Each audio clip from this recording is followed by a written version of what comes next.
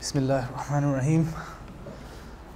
Inna alhamdulillah, wassalatu wassalamu ala rasulillah, ma ba'd. Assalamu alaikum wa rahmatullah.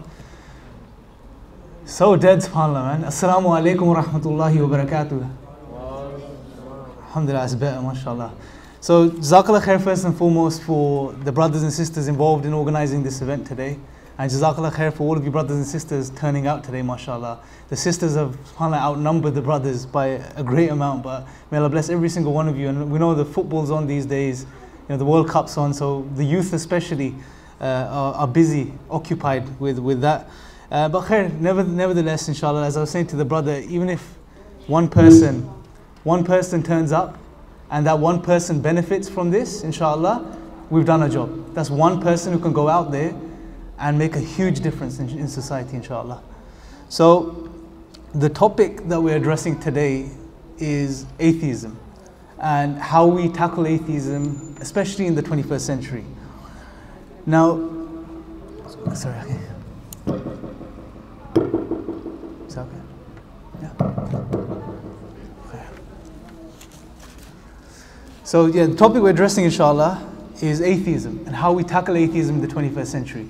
Because the reality is, we live in a time where this worldview, which is named atheism, is spreading, right? And it's quite popular, especially amongst the youth in schools, in colleges, in universities. But what I want to do today, inshallah, is I want to present to you the reality of this worldview. And what I want to show you is that there's nothing to be worried about, because the reality is many brothers and sisters, I've come across countless. I get emails almost every other day by brothers and sisters confused about very fundamental basic questions. They're lost, they worry, they freak out. As soon as, for example, evolution's a big thing, right? Let's take that as an example. As soon as evolution's taught in schools, right? And it's presented, generally speaking, it's presented as absolute fact, right? What they present evolution as is that it's absolute truth. This is what happened. Animals evolved, human beings evolved. This is what they teach fundamentally. Now, when they're taught this, because we don't understand the scientific method, because we don't understand the atheist worldview, because we don't really understand Islam to an extent and why we believe Islam is the truth and is from Allah subhanahu wa ta'ala, because we don't understand these things, we worry and we freak out. We don't know what to do. Our iman's shaken, right? We're left in a state of confusion, and then we're looking for answers. But inshallah, my aim today is to leave you, brothers and sisters, with the correct understanding of some of these fundamental concepts. And so when we understand these things, we will have a completely new perspective on understanding what science is, what atheism is, and how we know Islam is from the Creator, and why Islam is the absolute truth. The absolute truth, and why that's our authority of knowledge. That's our source of absolute knowledge. Not science, not any other method, but Islam and the Quran, inshallah. Now, another reason the event itself was organized was because recently an individual named Alim Shah, who is an atheist, who was originally from a Bangladeshi background, a Muslim, became atheist, and he wrote a book called the Young Atheist Handbook, right? And what they've done now is that they're funding a project by which they are delivering this handbook to every single secondary school in the UK. Every single secondary school. Now, I want us to really understand what's going on here. Already we live in a system where majority of the schools, let's face it, they're not religious-based schools, they're secular schools. If anything, generally speaking, they have a neutral position. And on top of it, if our youth, especially the Muslim youth, are being fed this information through such materials such as the Young Atheist Handbook, then they're going to have questions. They're going to be confused. They're going to be challenged. And this is why it's essential we address these things today, inshallah. Now, briefly, I'm not going to go into the Young Atheist Handbook too much, but because it's relevant, I am going to address this briefly. See, what Alim Shah has done in the book is that he shares his story.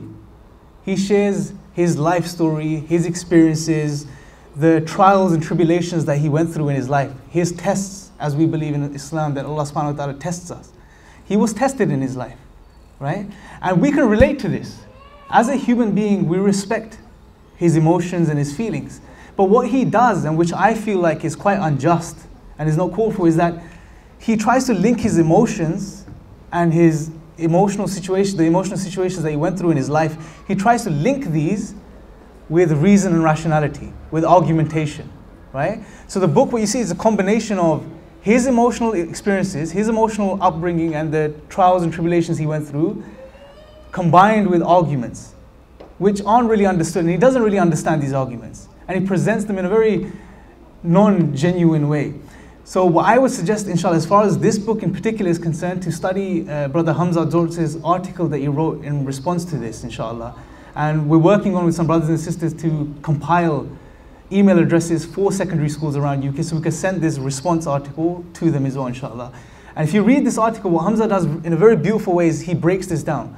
What he does is that he respects Alam Shah's emotional position and him as a human being, but he detaches that from his arguments. And what he does is he shows how flawed these arguments are, inshallah. And what I'm going to do is I'm going to address some of these arguments today and show you exactly why they're flawed, inshallah. Now, the very first thing I want to do, before we get into the meat of the subject, if you like, is refer to a verse from the Quran, right? And I want to really understand this and remember this throughout the entire talk or lecture, whatever you want to call it. See, Allah subhanahu wa ta'ala says in chapter 2, verse 13, He says, when they are told to believe, as everyone else does, they say, should we believe as the fools do? In fact, they themselves are the fools, but they do not know. SubhanAllah, this is a profound verse. Now, in particular, this is referring to the hypocrites at the time of the Prophet ﷺ. But this verse applies. The Quran applies throughout time, throughout history. This verse really applies, because what you're going to see is, because what happens is atheism, or atheists, particular atheists, we're not saying all atheists are in the same boat. We're not saying all atheists have an agenda against Islam, right? But they are particular individuals, particular atheists who have an agenda, who have a motive to attack Islam in particular and to break it down, right? And to put shubahat in the hearts and minds of Muslims and to confuse them. There is this agenda among certain people. What I want to show is that if you break down atheism, you really understand what atheism is, what you would see, inshallah, is that it has no basis. It has no basis. And as I normally say, if you like, and this is not disrespect to any atheist, but it's see, we respect human beings and individuals, but we don't have to respect ideas, and especially if they're false. We have to, as Muslims, break them down and present the truth, right? And atheism, in reality, it's an ant in the disguise of an elephant. It's an ant disguised as an elephant, right? You have individuals such as Richard Dawkins and Lawrence Krauss and all of these people. Who knows Richard Dawkins? Yeah. Who's heard of Richard Dawkins? A couple of brothers, mashallah, right? Now I would say he's an anti-theist, right? He's very, very staunch. He's very aggressive, in particular towards Islam. Very aggressive. But when you see the reality of atheism, what you'll notice is what they believe has no basis. It's empty. And the first thing I want to do is I want to detach atheism and science, right? What tends to happen, or what the notion or the narrative out there is, that science and atheism go hand in hand, right? We have science. This is what they say. We have science, therefore we don't need God. We know how things work. We don't need the why, right? We know how the rain clouds form and the rain forms and how it rains. We know how the water cycle works. We know how the human body functions. Therefore, we don't need God. This is the narrative. This is the trap that's being laid out there for us. This is a trap that's been laid down out there for us. But when we understand what science is, what we will see is that it's a beautiful method and it's just being hijacked. It's just been hijacked by particular individuals who are trying to use it against theists, against Islam in particular. So what is science? Let's have a look at science quickly. Science is a method, right? Bertrand Russell, a philosopher of science, he describes science as an attempt to discover by means of observation and reasoning based upon it particular facts about the world. This is what he says. So in essence, what he's saying is that science is a method that human beings use to try to come to particular facts about the physical world around us. Through what? Through observations, through doing observations, using our senses, and then basing our reasoning on it, right? And what the beautiful thing is, this is what Allah subhanahu wa ta'ala tells us to do in the Quran, right? Allah tells us continuously, do you not look at the creation? Do you not look into the created world? Allah subhanahu wa ta'ala tells us, Look into the horizons, and within yourselves there are signs within ourselves. Allah says, do you not look at the camels and how they were created? So what is Allah subhanahu wa ta'ala telling us to do? He's telling us to observe. He's telling us to observe the physical world and then use our aql, use our reasoning on this observation, and then come to the conclusion that He exists. SubhanAllah, this is how profound the Quran is. The Quran, in other words, is telling us to do science. Muslims don't have a problem against science, the method. The scientific method is a beautiful method that we should use.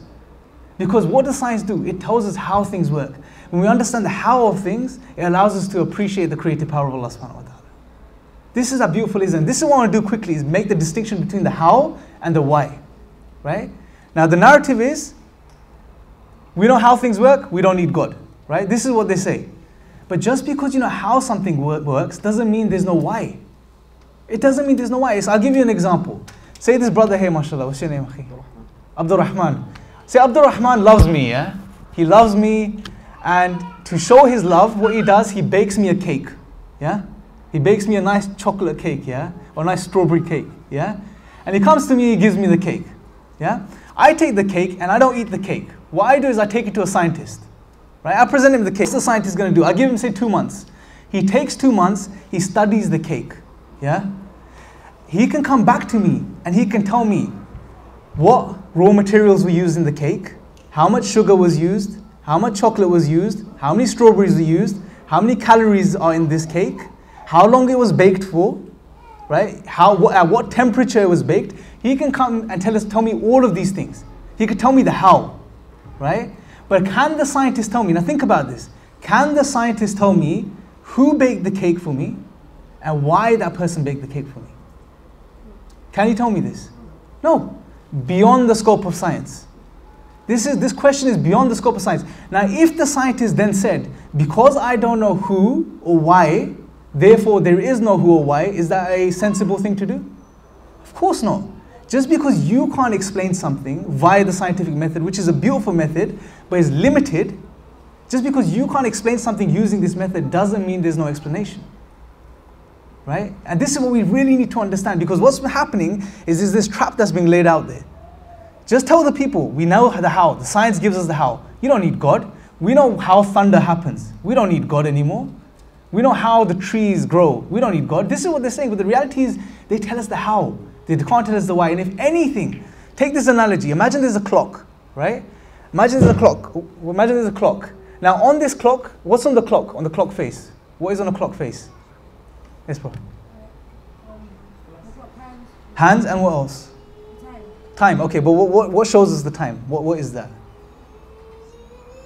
Numbers. Yeah. So a face, a clock face, it has hands and it has numbers, right? Now here's what a scientist does. A scientist comes and he peels this face away. He peels that paper or cardboard or whatever it is, he peels it away, revealing the gears and the mechanics inside the clock. The precisely aligned gears and mechanics. Yeah? The scientist is revealing this. He's telling us the how. Right? He can tell us how these gears line up and what size they are and how they work together. Now, seeing the gears, should this bring us closer to Allah or further away from Allah subhanahu wa ta'ala?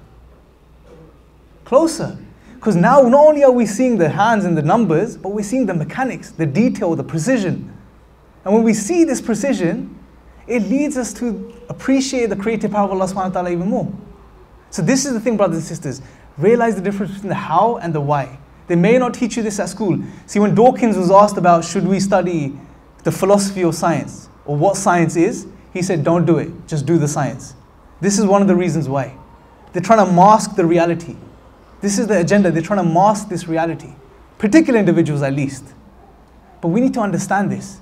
And we need to transcend this. And once we understand this basic thing, inshallah, this does another profound thing. This does another profound thing.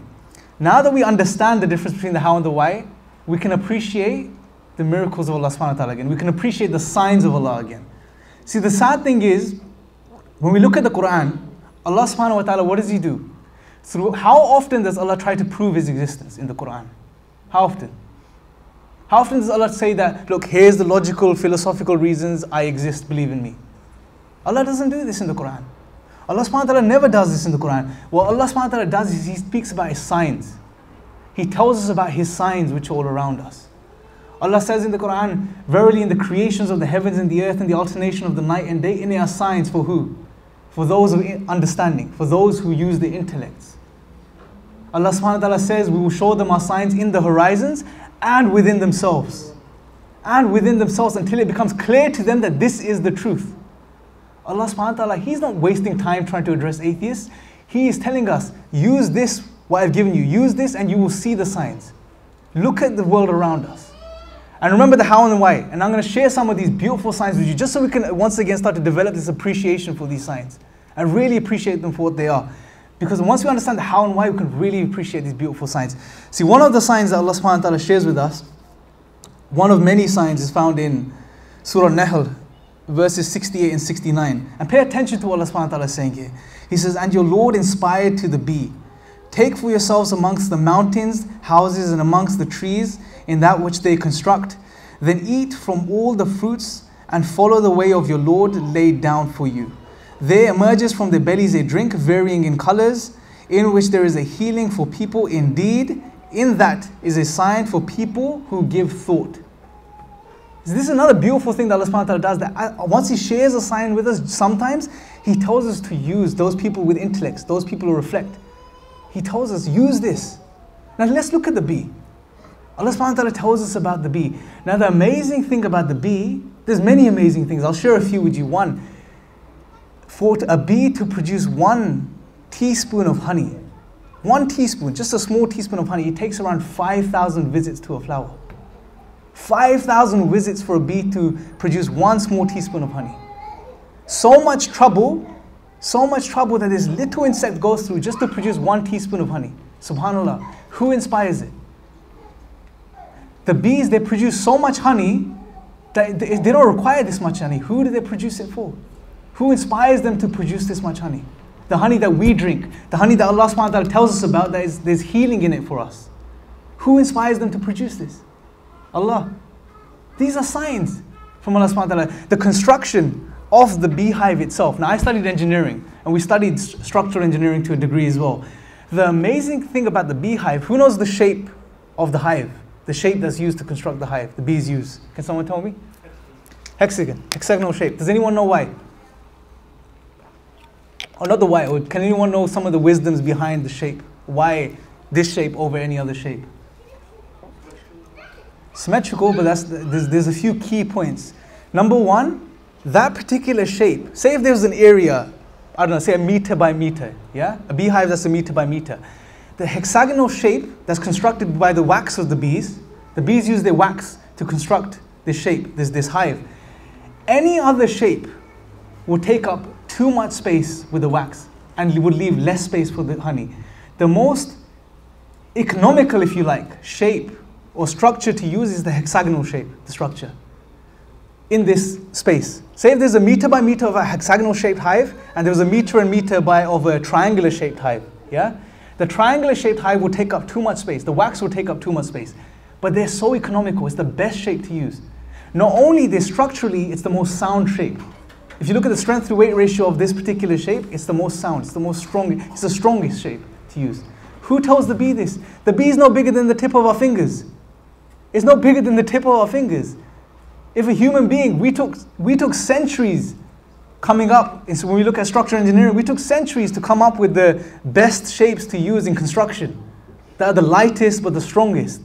But who inspired this bee that's smaller than our fingertip? Allah. Allah did. Not only this, if we look further, the hive itself, it's not straight. You know the hive, the hexagonal shape doesn't go straight through. It's tilted. It's slightly tilted so the honey doesn't run back out of the hive. SubhanAllah, sign after sign after sign. Just from the bee. And this is the thing, when we read the Quran, we shouldn't just superficially read the verses. May Allah allow us all to do this, to ponder upon the Quran more. Because when we read each verse, we need to study these verses, ponder over them, reflect over them. Because when we do, it truly allows us to appreciate the creative power of Allah. It allows us to submit to Allah even more. When we see these beautiful miracles that surround us. Let's look at another one. I'll share another one with you. Allah subhanahu wa ta'ala says again in Surah Nahl, verse 4. He says, خَلَقَ الْإِنسَانَ مِن نُطْفَةٍ فَإِذَا هُوَ خَصِيمٌ مُبِينٌ. Allah subhanahu wa ta'ala tells us that He created, and I'm paraphrasing the words, He created mankind from a drop of semen, a drop of fluid. And this very human being instantaneously stands in front of Allah as a contender. Instantaneously stands in front of Allah as an adversary. And this is such a beautiful verse because not only does it give us a sign, but it gives us a means to appreciate that sign as well. And it also addresses these people, certain atheists, who have maintained or reached this arrogant position. I don't need God. What's God done for me? Right? But look at what Allah subhanahu wa ta'ala is saying. He reminds us of our origins first. Where did we come from? A drop of dirty mixed fluid. Think about this. See this bottle. See, if it condenses in a little while because of the heat, there's some droplets in the top of the bottle. You are nothing more than a drop. Nothing more than a drop. About 20, 30, maybe 40 years ago, every single one of us here was no more than a drop of liquid. Think about this for a second. And now so many years later, you're sitting here, a fully functioning human being who has the ability to think, who has the ability to ponder, who has the ability to reflect, who has the ability to understand, who has the ability to talk and communicate, to feel happy, to feel sad, to feel sorry, to empathize, to do all of these things. Who brought us to this place? How did we get to this place? From a drop of water, dead drop of water, to a fully functioning human being. All you need is time, 20, 30, 40, 50 years. How does that happen? SubhanAllah, when we ponder upon this, how can science, again, think about this, the how and the why. Let's apply it here. How? Fine, science can tell us some of the how. Right? How a drop of fluid turns into a fully functioning human being. Can the science tell us the why? Can't tell us the why. Now, does that mean because it can't tell us the why, there's no why? Of course not. Of course not. To claim that there's no why and we're just here by chance, we're just the product of this blind, random process, just stardust, that's just happened to go through this blind and unconscious process, and we've ended up as fully functioning human beings that are conscious. To claim that this happened like this is crazy. So hopefully by now you're starting to see some of the flaws of claiming that Allah subhanahu wa ta'ala does not exist. To even think that Allah doesn't exist renders us silly, renders us fools. And this is what Allah tells us. They say, should we believe as the fools believe? They are the fools, but they don't know it. And they're trying to delude us with the lies that they're believing. SubhanAllah. This is a profound. And another amazing thing about this verse, another beautiful thing about this verse is, understand the arrogance. You know, sometimes when we're giving dawah, when we're speaking to people, or someone reaches the level of a professor or a PhD, and the individuals like Richard Dawkins, they're very arrogant. They have this arrogance about them, right? And they say, I don't need God. What's God done for me? We know how things work. But this verse, what does it tell us? Look at your origins, mate. Look at where you came from. You were a drop of liquid. And now you're standing in this position, you think you know everything. You don't know anything. You didn't bring yourself here. You didn't create yourself. So humble yourself. Because this arrogance is doing nothing but destroying you. SubhanAllah, and it allows us to appreciate this. And once we understand this, and it humbles us, once we humble ourselves, then again, another means to turn back to these verses and understand what Allah subhanahu wa ta'ala is telling us. Understand what Allah subhanahu wa ta'ala is sharing with us. So hopefully, inshallah, that sort of clarifies the thing. And another point I want to make is that a statement that Numan Ali Khan, I heard him say recently on one of his lectures, he said that our dawah in the 21st century these days is free of the Quran. We don't use the Quran in the dawah. We use philosophical, logical argumentations, and that's it. I was guilty of this myself, initially when I first started. All we're worried about is meeting them on their level, which is important. We need to understand the tools that they use. They use philosophy to understand these things, but realize that their cut-off point is this philosophy, is their minds. They don't believe in anything higher, and they're limiting themselves. We have Allah subhanahu wa ta'ala. We have the ultimate source of knowledge, right? This is what we need to understand. We need to turn back to the Quran. We need to use the Quran. We don't use it. We use logical, rational argumentations. Fine. You'll make someone believe in a God. Defeats the purpose. They'll say, okay, I believe in God. I'm going to live my life as I want to live. I don't need to do anything special. I'll carry on drinking. I'll carry on partying. I'll carry on fornicating. And I'll carry on doing all of these things. I believe in God. That's not what Islam is. Allah subhanahu wa ta'ala has told us the best way. We need revelation. Human beings are in the need of revelation, and we need to communicate this revelation in our dawah. Share these signs of Allah subhanahu wa ta'ala with them. Share them because they're profound and they appeal to the fitrah. They appeal to the aql, that we understand these things and we can appreciate these things. SubhanAllah. Now the next thing, inshallah, I want to move on to is one of the most common arguments made by atheists. And I think this is pretty much the only argument that atheists put forth. And that's the problem of evil, right? Probably many of you have heard it here. What they say is that, okay, if God exists and He's all good, and He's only good, then there shouldn't be evil in the world. And because there's evil and suffering in the world, therefore God can't exist. Right? This is the argument they make, but it's a flawed argument, especially when we look at it from the Islamic perspective. It's flawed from several ways. I'm going to share with you 3 key points which break this argument down from its core. Number one, first and most importantly, we need to realize that Allah subhanahu wa ta'ala is not just good and that's it. We know there's 99 names and attributes of Allah subhanahu wa ta'ala which are reconciled with reality. We know He's the just. We know He's the wise. We know He's the provider. We know all of these. He has 99 names and attributes. He's not just good, right? Let's take wisdom for example, yeah? Allah is the wise. Now as human beings, we have the pixel. We only understand certain things. We don't have all knowledge. Allah has the picture. Allah has the complete knowledge. He knows everything. He's the creator of everything, right? So there's wisdom behind things, right? And as someone says, well, I can't see the wisdom, therefore there's no wisdom, it's a logical fallacy. This is arguing from ignorance. Just because you don't know, that doesn't mean there's wisdom there. A beautiful example that Allah subhanahu wa ta'ala draws in the Quran, we can reflect over, is the story of Khidr and Musa alayhi salam. What happens when Musa accompanies Khidr? SubhanAllah, many things happen and Musa doesn't understand the wisdom alayhi salam at the time. He doesn't understand the wisdom and he becomes impatient. When he sculls the boat, for example, he makes a hole in the boat. Musa alayhi salam doesn't understand what's going on, why he did this. But just because Musa alayhi salam didn't have the wisdom doesn't mean there's wisdom there, because he finds out at the end why these things were done. So we need to explain to them, just because you don't understand the wisdom doesn't mean there's no wisdom there, right? So an analogy you can give is that, say I'm sitting at home, right? And our brother here, he comes to visit me again, yeah? Sorry, I keep picking on you, yeah? But he comes to visit me, yeah? And he's sitting down, I bring some tea for him, yeah? And he's sitting there and he hears screams coming out of one of the rooms in my house. He hears people screaming really loud, someone screaming really loud. He says, what's going on? I said, nothing's going on, don't worry about it. The screams get louder and louder. So he goes into the room to investigate. He opens the door, as soon as he goes in, what does he see? He sees a man lying on the floor, right? And another man, he's got a knife in his hand, he's got a saw, and he's cutting the leg of the man. He's cutting his leg off, right? What are you going to think? The man's screaming, another man's cutting his leg off, what are you going to think? He's crazy. He's crazy. This is evil, yeah? He's going to run out, he's going to say, what are you doing? There's evil happening in your house. The man's cutting his leg off.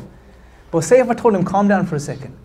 The man whose leg is being cut off, he suffers from a disease, that if his leg is not cut off, he will die. And the man who's cutting the leg off, he is a surgeon, he's a doctor. What's going to happen? What's going to happen with you? Your perception is going to change, right? It's not evil. What are you going to think? It's not evil anymore. See? He now knows certain wisdom that he didn't know before. He now understands certain things that he didn't understand before. Yeah?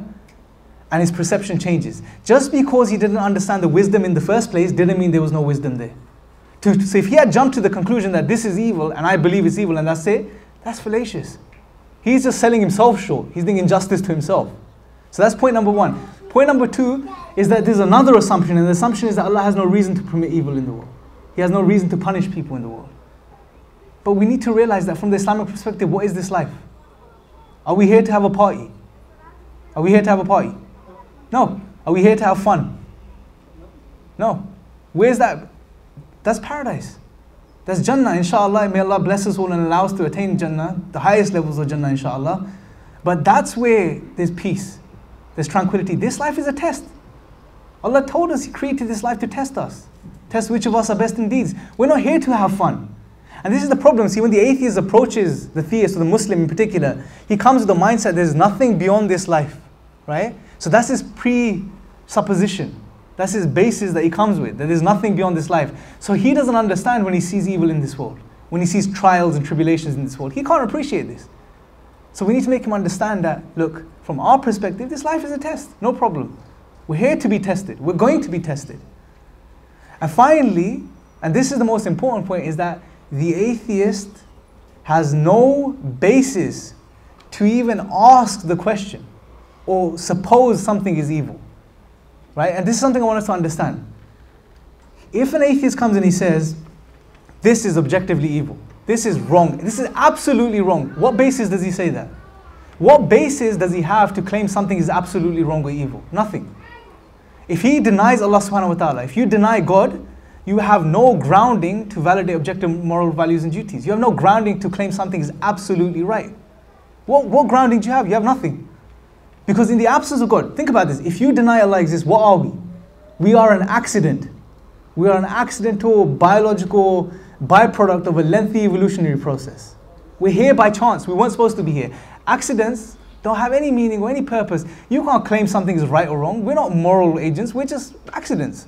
We've just evolved. That's it, according to them. We're animals. What difference does it make, if I slap the brother or he kicks me? Why is that wrong? On atheism, there's no reasons to believe that's wrong. So they have no basis, they have no grounding to even make the judgment in the first place. So one way you can approach is whenever they come to you and say, why is this evil happening? To ask them, is this actually evil? Do you believe this is absolutely evil? Because if it is, then you're supposing God. Because in the absence of Allah subhanahu wa ta'ala, you can't claim anything's objectively evil anyway. What do you have to fall back on? Social consensus or evolution? Let's look at these briefly. What does a social consensus mean? In the absence of God, how do we come to good and evil, right and wrong? One option is social pressure, meaning society comes together and determines what is right and what is wrong, right? Society comes together and determines what is right and wrong. Is this objective? Is this absolute? No. It's subjective. It's based on what these particular group of people think, right? Imagine a group in the UK and there's a group of people in India, yeah? 20 people in the UK, 20 people in India. The 20 people in the UK, they believe it's good, it's objectively wrong to cut your hair on a Thursday, for example, yeah? The group in India believe it's objectively wrong. No, it's absolutely right to cut your hair on a Thursday. Who's right? Who's right? None of them. It's their subjective opinions. It's one group's subjective opinions versus another group's subjective opinions. There's no absolutes in the absence of God. So the very fact that they claim something is objectively evil, objectively wrong, objectively bad, absolutely bad, that necessitates Allah subhanahu wa ta'ala. That proves Allah exists. I wouldn't use the word proof because Allah is necessary. Allah subhanahu wa ta'ala is necessary. You don't even need to prove Allah. He is necessary for us to even use or claim objective morality. So inshallah this hopefully helps. And in the Q&A, if something's not clear, we can address it further inshallah. So that being the problem of evil, and that's the most common argument. Wallahi, brothers and sisters, I've been doing this for a while. The biggest argument that they will bring to you is this. If God exists and He's good, why is there evil? And from an Islamic perspective, it's a flawed argument. There's no basis to it. So the problem of evil is not really evil from an Islamic perspective at all. Because once we understand these three base assumptions. So the next thing I want to point out, and I want to break it down. And before we do this, remind ourselves once again of the verse. Where Allah subhanahu wa ta'ala tells us, when they're told to believe like the others believe, they say, should we believe as the fools believe? But they are the fools and they realize it not. Remember this, brothers and sisters, remember this verse, because this is the reality of this worldview. This is the reality of maintaining Allah subhanahu wa ta'ala doesn't exist, or even to claim such a thing. You leave yourself, you render yourself a fool. And again, I have no disrespect towards atheists. Some atheists are amazing people. They're very nice people, very kind people. Atheists can do good. We're not saying atheists can't do good if God doesn't exist, but they cannot validate it. They cannot ground good and evil, right? And it's the worldview which is flawed, and that's what we're discussing today. So the next thing I want to address is the absurdity of life in the absence of God. What does it mean to deny God from an existential perspective, meaning from the perspective of meaning and purpose, right? What does it mean? Think about this. In the absence of Allah subhanahu wa ta'ala, if you say Allah doesn't exist, what does that mean? That means you have no purpose. You have no ultimate purpose. Accidents don't have a purpose. Has an accident ever had a purpose? Think about this. You know when you say you got a glass of milk and you walk into your room, you drop it, you smash the glass. Was there a purpose behind it? You just dropped the glass. It's an accident, it happened. Do you see? So accidents don't have a purpose. They can claim purpose. Normally when you ask an individual, what's your purpose, what's your ultimate purpose? They say, I want to be a doctor, I want to be an engineer, I want to be a scientist, I want to be an astronomer, I don't know, many things, right? I want to do charity work. But you got to remember, this is purpose that we give ourselves. This is purpose we give ourselves as human beings. It's not absolute purpose. All we are is an accident. This is what they're claiming. They're claiming that they are just accidents, accidental byproducts of a lengthy evolutionary process, nothing more. Here today, gone tomorrow. In the absence of God, there's no true meaning to life. There's no meaning to life. How can you claim meaning? If this brother, myself, and Richard Dawkins, If we're all going to end up in the grave, 6 foot under, we're all going to die and we're all going to become worms meat. If we're all just going to become worms meat and be eaten by maggots and worms, what does anything mean? What does it mean to do good? What does it mean to do bad? Nothing. This is why certain philosophers have said that if there is no God, then the best way to live is a selfish life. Fulfill your desires, fulfill your nafs. There's nothing to come. Live selfish, it makes sense. But we know we're more than this. We live our lives knowing we're more than this. This is the important thing. Even atheists, the way they live as if Allah subhanahu wa ta'ala exists. They can't deny this reality. Allah is necessary. But when they're asked about Allah, they deny Allah. But they live knowing what's right and wrong. They live doing right and wrong, right? They live good lives. They live kind lives, most of them at least. But when it comes to Allah, when they're asked about Allah, they deny God. But if they deny God, they deny everything about themselves. And this is why, again, emphasizing the fact Allah subhanahu wa ta'ala says, they are the fools, but they know it not. They are the fools, but they know it not. They don't know this. And instead of us falling into their traps, what we need to do is go and help these people. Because they're lost. We need to feel empathy for these people. We need to sympathize with them. Because not only are they lost, but they're lost in their own delusions. They're confused to such an extent. They've sent themselves down such a road where it's almost like they're never going to come back. May Allah guide them. May Allah guide them to the truth. But they're lost. And they're so deluded that they're sharing the delusions with Muslims. And we need to empower ourselves to not only realize the reality of what they're doing, but to go out and help them and convey the message to them as well, inshallah. This is what we need to do as Muslims. Empower ourselves, inshallah. Now, the next thing, inshallah, just briefly, or before we move on, is happiness. The next thing I want to address is happiness, inshallah. If they claim that Allah doesn't exist, no one can truly be happy. You can't have true happiness. And happiness is one of those fundamental things that we search for as human beings. We want to be happy, right? Generally, you can ask anyone the question, what do you want in life? What do you aspire for? It will always come, if you ask the why question, come down to happiness.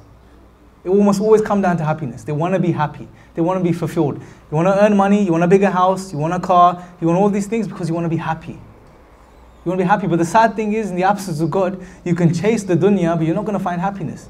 You're not going to find tranquility and satisfaction and contentment. These people don't know this. Again, another reason we need to go and communicate the message to them. But think about this. I'll give you an analogy. Imagine you're on a train. Yeah, and you can share this with the atheists. Imagine you're on a train. Actually, you're not on a train. Imagine you're just here now, and you go home and you fall asleep. Yeah? You go home and you fall asleep. You wake up and you're on a train. You just ended up on this train somehow. You don't know how you got on the train. You don't know where the train's going. You don't know who put you there. You don't know if it's going to stop or not. But suddenly, for a few seconds, just for a few minutes, you become distracted. You start to notice people. You start to notice sounds. You start to notice the comfort of your chair that you're sitting in. You start to feel the chair and notice how comfortable this chair is. You start to notice that there's amazing food in front of you. You start to hear the sounds, or maybe the nasheeds for the Muslims, yeah, or something like this, yeah? You start to notice and hear these things. Temporarily, you become distracted. But in this distraction, can you truly be happy? Can you truly be happy? No. If you don't have the answers to the fundamental questions that we all ask ourselves as human beings, all ask ourselves, how can we be happy even though we're temporarily distracted? We want to know, how do we end up on this train? Where's the train going? Where's it going to end up? And this is the reality of life. If you deny Allah subhanahu wa ta'ala, you're just an accident. You don't have the answers to these questions that you're asking. Another interesting point to ponder over is that if we were just a product of these blind and random processes and just evolved through these blind and random and unconscious processes, what was the need for these blind and random processes to develop the intellect to the point where we would ask these questions? If it's all about survival, just survival, we're just animals wanting to survive, why would this process lead to the development of us asking these questions, the faculties that ask these questions? Who am I? Where have I come from? Where am I going? Why would it lead to the development of such questions which lead to depression? Even just recently, a couple of months ago, there was a 14-year-old girl. She hung herself in the park. She hung herself in a local park and she wrote on her hand or her arm that I have no purpose. This is a child, 14 years old, wallahi, I have no purpose. This is the reality. If you deny Allah, you destroy yourself. Because Allah has created you on the fitrah. He's put this innate questioning inside you. This is a mercy of Allah. He's made it easy for us. Not only does He give us revelation in the Quran, but He gives us the fitrah, which also innately recognizes Allah subhanahu wa ta'ala. But when you deny this reality, you break down. You will break down, and this is the reality. And this is why we live in one of the richest countries in the world, in the West. We have all the amenities, all the eases of life, but it also has one of the highest rates of consumption of Prozac, one of the highest rates of depression. Why? Think about this. Because we are empty. These people are empty inside. They don't know the truth. And wallahi, brothers and sisters, Allah subhanahu wa ta'ala has blessed us with the truth. Islam is the truth, and it fits the human psychology like a glove. We need Islam. And these people need Islam as well. But they're misinformed. The media is pumping this crazy narrative about Islam. On top of this, us Muslims who know the truth, who Allah has blessed to be practicing, we're not going out and sharing this message. Who's going to be accountable? Wallahi, brothers and sisters, think about this today. Who is going to be accountable on the Day of Judgment for these people? These people like this girl who committed suicide and hung herself, who was 14 years old. Who's going to be accountable for the thousands of children and teenagers who are being divorced from God? The society is divorcing God from the reality, God from life. These people who are being misled, who are misinformed, are ending up depressed, ending up committing suicide. Who's going to be responsible for these people? Who's going to be asked? We're responsible, ikhwan. We are responsible. We have this duty. And Allah subhanahu wa ta'ala tells us throughout the Quran, communicate the message, call people to the truth. Call people to the way of your Lord. Share this message with people. And it's a duty upon us, brothers and sisters. And one of the things I wanted to achieve, inshallah, by the end of this talk is one thing. If you leave with one thing today, is that realize, one, we have no reason to be worried or frightened about the atheist worldview, or that, oh my God, science, or anything like this. We, if anything, need to understand that we've been blessed with this position to help these people. Help these people who are confused and lost. Because they need help. They need guidance. They need the truth. SubhanAllah, I was recently listening to a lecture on the Prophet ﷺ. If you look at the concern that the Prophet ﷺ had for these people, in the narration, in the hadith, I think, where the Prophet ﷺ, he tells us that the parable of, or the comparison of me and you is that you're like moths that are flying towards the fire. You're like moths that are flying towards the fire, and I'm trying to stop you. I'm trying to stop you. And if I can remember correctly, I think it was Imran Khan who mentioned that the Prophet ﷺ, when he shared this, or when he spoke of this narration, he was crying. He was worried. We know Allah subhanahu wa ta'ala addresses the Prophet ﷺ and tells him, are you going to be worried to the extent where you're going to kill yourself? You're going to destroy yourself over these people. We need to have concern for these people. We need to be worried. Yes, we need to take care of ourselves. We need to worry about ourselves and where we're going to end up. But we need to also share the message with these people the best we can, as little as we can. So what I'm saying is, don't only be defensive, but be on the offensive, in a positive way. Go and share the truth with these people. They need it. They need it, wallahi. And inshallah, the last thing I want to conclude, and the one final thing I want to share with you guys, is how far this rabbit hole goes. Yeah? How far this hole goes. Let's recap quickly. Deny God, what happens? You deny God, you have no purpose, you have no meaning, you have no true happiness, you're lost and you're confused, you don't know anything really. You have no knowledge, you have no truth. Not only this, but you deny your basic faculties. Something as human beings that we use and we take for granted is what? Logic. We use our intellects, we use logic. Yes? This is one of these things. Logic is a basic thing we use. When we're crossing the road, when we're going downstairs, when we're having a bath, anything we do, we use logic. Right? We know, okay, this is not going to be safe, this is not going to be good. We use our ability to use logic and come to these conclusions. Right? But if you deny Allah subhanahu wa ta'ala exists, if you deny God, you deny the use of logic. Because what is logic? What is logic? Is logic material? Are the laws of logic material? No. Can you touch logic? Can you feel logic? Can you smell it? No. It's something that's immaterial. Is it absolute? Yes, it is. It's unchanging. Right? It's unchanging. It's universal. For example, this bottle, yeah? This bottle is full of water, and this is the truth. Yes? Everyone agrees this bottle is full of water. Now, can the bottle be full of water and not be full of water at the same time in the same way? Is that possible? Can this bottle be full and be empty at the same time in the same way? No. This is one of the laws of logic, the law of non-contradiction, right? The law of non-contradiction basically states that A cannot be A and not be A at the same time. So the bottle cannot be full and empty at the same time, right? And this is universal, this is unchanging. How can you validate this law in the absence of God? How can you account for a law that's immaterial, universal and unchanging in the absence of God? Remember, it's all accidental. It's all the product of blind random process.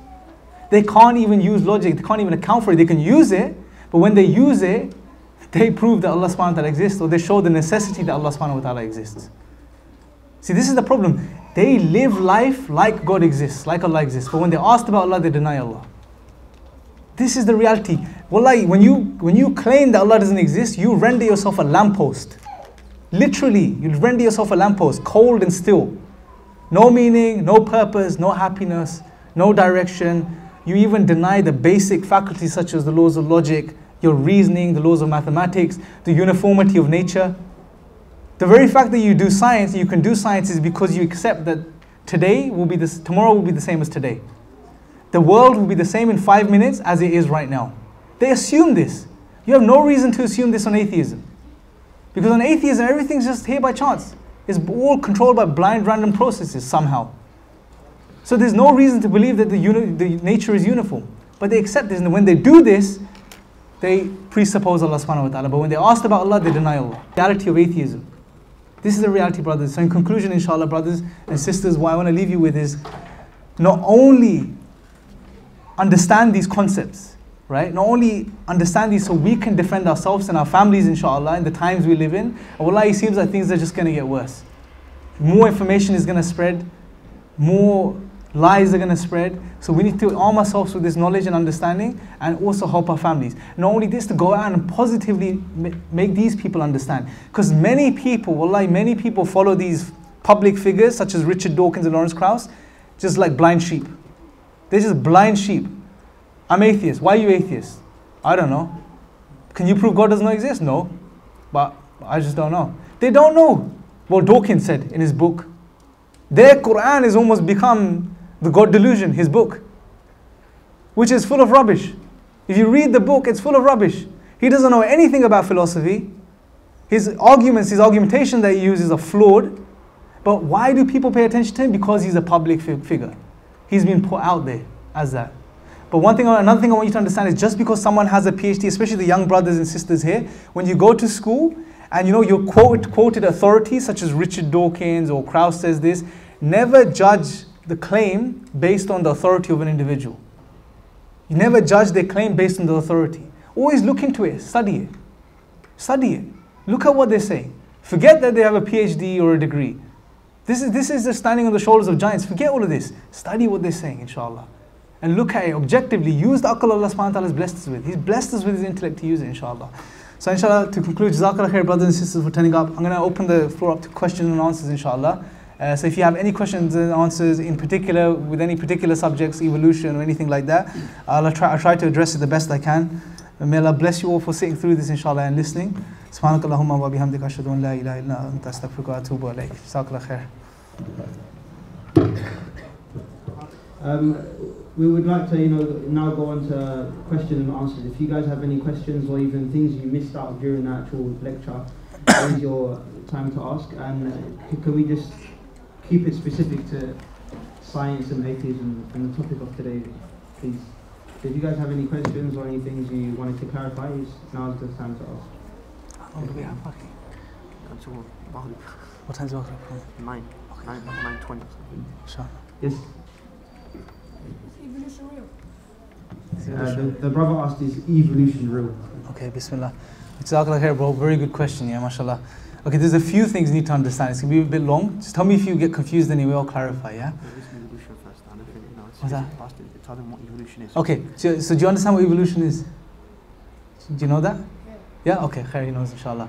So basically, briefly, is what they say is that species evolved through over millions of years to the point where they developed, and then humans developed in the same way as well. Now, another thing about the scientific method, one thing was the how and the why, another thing is that it's limited, right? The scientific method is limited by something called induction as well, right? It's based on induction, yeah? Induction Another thing is that in science class, in colleges and universities, they will never teach you this. They will just tell you to do the science. But science is based on inductive reasoning, which means a scientist does observations and then he comes to a conclusion. So he goes from a general set of data and he makes a specific conclusion. I'll give you an example, an analogy to put things into perspective. Imagine our brother here is a scientist. Yeah, he's just qualified. He's got his PhD in science, inshallah. Yeah, he's studying science, by the way. Yeah, mashallah, he's studying science, subhanallah. So he studies science and he becomes a PhD and he becomes a researcher. Now he is commissioned to go and study how many birds, what the color of birds is in Southall. Yeah? And he's given a month. Okay? He goes into the parks in Southall and he sits there all day long. With his sandwiches and his picnic pack, he sits there all day long observing birds. Yeah? And he's recording it. Bird 1 flies over, brown. Bird 2, brown. Bird 3, brown. Bird 4, brown. Yeah? He does this for a month. And his data shows all birds are brown, right? So what he does, he goes from this limited observation, which is only a month long. Say he observes 10,000 birds in a month, yeah? He goes from his limited observation, which is limited. He hasn't seen all the birds, and he makes a general conclusion. All birds in Southall are brown. This is induction. This is induction, basically. So you go from a limited set of data, and you make a general conclusion, yeah? Now, here's the problem. Can someone see the problem in this? It's general. There's always a possibility that the next bird is black, or the next bird is white, or the next 10 birds are white. It's possible, right? It's possible. This is the problem with induction. It can't give you 100% truth. It can come close to the truth, but it can never give you 100% truth. So as far as evolution is concerned, from this perspective, actually before, another thing you need to understand is that science is based on observation. Yeah? That's the whole method. You observe things, like the birds, you observe the birds, and then you make a conclusion. Yeah? Now, evolution is something that if it happened in the past, right? It happened in the past. And we only have a limited, as far as the data is concerned, I was speaking to a brother who's studying biology, he's doing his master's now in biology, and he told me that the data that you have in particular for evolution is very little, right? And you can't observe it right now because it's not taking place right now. It happened, it's in the past. Not only this, it's based on induction, therefore it can't give you 100% truth, right? So you can never have 100% truth, right? That's point number one. Point number two is that the evidence that they have, and inshallah, we're working on our brother, inshallah, brother Fawaz, inshallah. If you want more detail at the end, please talk to him as well. He can give you more information as far as the evidence is concerned. But he's going to be writing a paper, and if you make a note of this, if you go into London Dawah Movement on Facebook, on the Facebook page, there will be a paper that's up, inshallah, soon in about a month or two's time, which addresses evolution and breaks it down in a very academic way, inshallah. But the point is that this evidence that's there is very little, and what happens is that there's an inference that's made. Now look, remember what Bertrand Russell said? He said observations and reasoning based upon it, right? So here's what they do. They've got fossil, yeah? They've got these fossils. Now what they're doing is they're looking at these, and they're saying, let me see now. This fossil, maybe this fossil developed into this evolved into this, and this evolved into this. And there's huge gaps in between, huge gaps, right? And they're inferring, so they're coming to a conclusion, they're inferring a conclusion. Doesn't mean it's absolutely true, right? Another beautiful point that Fawaz made was that imagine if Darwin, Darwin who came up with the theory of evolution, right? If Darwin never came up with this theory, right, and they just had this data in front of them, that's it, they would never be able to come to the conclusion that this evolved from this. See, this is the thing, it's presuppositions. If you presuppose that Darwin was right, then your bias is going to make you make that conclusion, right?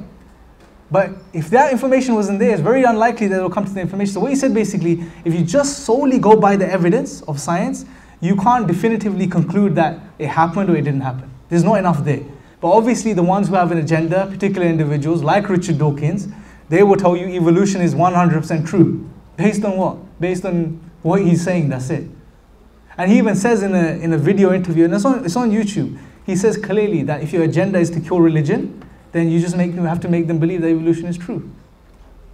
This is what he says. It's on record. There's a video on the London Dawah Movement YouTube channel refuting Dawkins in 1 minute. Brother Sabur, he goes through this and we play his clip and he says this clearly. This is his agenda. This is what he's trying to push down the throats of people. Doesn't mean it's absolutely true. Hopefully that clarifies that point, inshallah. Any other questions, inshallah? There's a brother. What does the brother have to say about Osama Hassan and his? Speak a bit louder. I'm just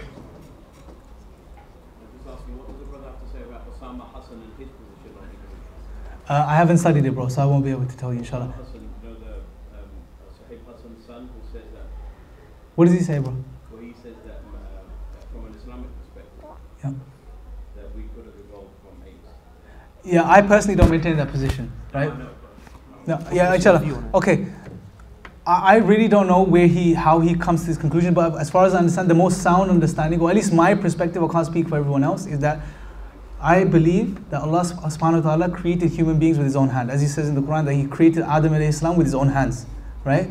So as far as human beings are concerned in particular, we did not evolve, right? As far as animals and insects are concerned and other lower life forms, what I say, my perspective is, I wouldn't even say that, yes, the way science says it happened. I would say, Allah knows best, right? Because the scientific method is limited, it can only give us so much truth, as far as in particular, as far as evolution is concerned. So you can't really say, I personally wouldn't conclude because science says animals evolved, therefore 100% they evolved. No, Allah knows best as far as animals and other insects are concerned. Maybe they evolved as they tell us, or maybe they didn't. And Allah knows best. Because as far as if you look at the evidence, and again, inshallah, bro, if you want more information on this, brother Fawaz is the guy to talk to, inshallah. You can speak to him at the end, inshallah. You could go through what the evidences are and what the scientific evidences are, inshallah. Hopefully that answers the question. One of the sisters asked, how should we deal with those who call themselves atheists but believe in the existence of God? Okay. Firstly, we need to clarify their position, right? They're not atheists then, or you can't maintain atheism. Because atheism, I've got the Oxford Dictionary definition, if you like, if that's the most sound one. What it says is atheism is a disbelief or a lack of belief in the existence of God, or gods, right? So generally speaking, atheists will maintain that God does not exist, right? So if an atheist claims, or was they unsure about the existence of God? But believe in the existence of God. Or believe in the existence of God, but then they're not atheists. You can say they're deists or theists. But they call themselves atheists. Okay, you just have to clarify that position, that you're not really atheist by the definition of the term. You can call yourself whatever you like. You can call yourself a tree or a house, whatever you want to call yourself. But if you want to go by definitions, then the definition of atheism isn't that you believe in God and you call yourself atheist. You're a theist or a deist. Deist meaning someone who believes in God, but an unpersonal God who's just mechanical, and theist, someone who believes in a God who has a will and who like Allah subhanahu wa ta'ala, who created everything, inshallah. Hopefully that clarifies that. Another question from the sisters. They say, can we believe in evolution? Can we actually believe in evolution? Okay. As far as I'm concerned, and the points that I've gone through, I would say, if it's more specific, what do you mean by believing in evolution? Is there any more? Is there any Okay, I'll cover both. between Islam and... No. Here's the thing. We have to do an epistemic way in when it comes to source of knowledge, right? Now, here's what we need to understand. Science is limited. It's an amazing method. It's a beautiful method. Allah subhanahu wa ta'ala tells us to use it, but it's limited. It's limited by its very nature. The Quran is absolute truth, and we can deductively prove it. Obviously, maybe later on, inshallah, at the end or something, we can go through it. But the Quran we can deductively prove to be from Allah subhanahu wa ta'ala, if we have to, right? That's our source of knowledge. So when it comes to, if there's a difference, say if there's a difference between what science is saying and what the Quran is saying, what do? We go with the Quran. Because it's the absolute source of knowledge. We've seen that science can't give us 100% truth. We've seen that science is limited by its very nature. It's based on empiricism, meaning it's limited to what our senses can attain. And our senses are flawed as well. I'll give you an example. When we have a temperature, we feel hot. It may be -2 degrees outside. Our senses are fallible. And science is based on our senses. Science is limited from many angles. It's a good method, but it's a limited method. So when it comes to, if science is saying evolution happened and the Quran is saying no, it didn't, as far as human beings are concerned, then we go with Islam. It's very simple. It'll be irrational to go with a lower method compared to the absolute truth. So that's my perspective on that, inshallah. Jazakallah khair. There's last question from sisters. The sister asked, what do we say to someone who says evolution is the reason why we exist, so we do not need God? Okay. First and foremost, you can tackle it from many different levels. Firstly, you will say that evolution, wherever we'll have a discussion about evolution, you could tell them, wherever the case may be, firstly, evolution does not negate the existence of God. It does not negate the existence of God. Evolution is something that happened far later on. right? Once the earth formed, and once life somehow magically just popped into existence, which they can't explain anyway, right? They can't explain how the first living organism came into existence, right? And then evolution, you know, for just if we grant you it for the sake of argument took place, it has nothing to do with the existence of God. It has nothing to do with the origins of the universe or anything like that.